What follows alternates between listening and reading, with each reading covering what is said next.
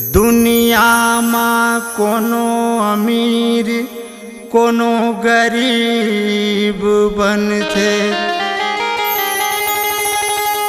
बाबा तोर दरबार मां सबके नसीब बनथे। निकले हन घर ले तोर दर्शन बर, आए हवन बाबा बन के भिखारी। गिरौद वाले घासी बाबा हमला बना ले तोर पुजारी। गिरौद वाले घासी बाबा हमला बना ले तोर पुजारी। पान फूल नरियल हाथ में धर के खड़े हवन बाबा तोरे दुआरी। गिरौद वाले घासी बाबा हमला बना ले तोर पुजारी। गिरौद वाले घासी बाबा हमला बना ले तोर पुजारी।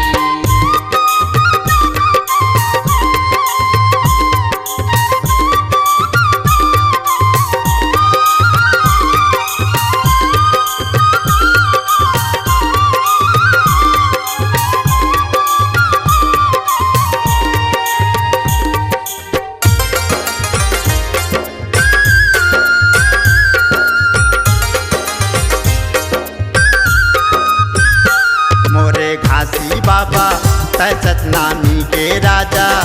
मोरे घासी बाबा तै सतनामी के राजा। अमर है नाम जग में गिरौदपुरी धाम बन गे। तोर दर्शन बर आए तोर भजन लगाए। हमला दे दे दर्शन हो जाते हैं परसन। दुखिया के दुख रैया बिगड़ी के तय बनैया। तोर महिमा के किसला सब दुनिया जानत है।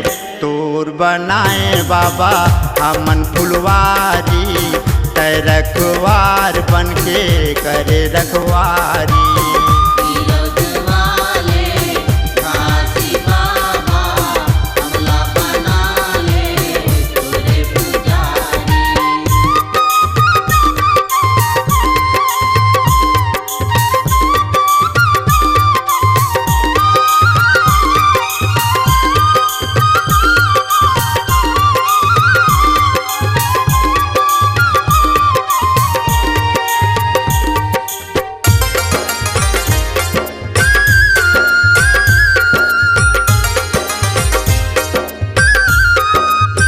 ओ मोरे बाबा ज्ञानी अमृत है तोर बानी। ओ मोरे बाबा ज्ञानी अमृत है तोर बानी।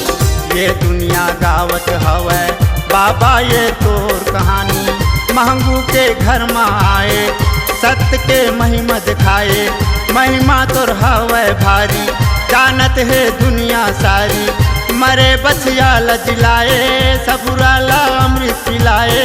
गिरौदपुरी माँ बाबा जी तोर दरबार है। सत के परमान हवै चरण पुन के पानी। जय जयकार बोले सब नर नारी।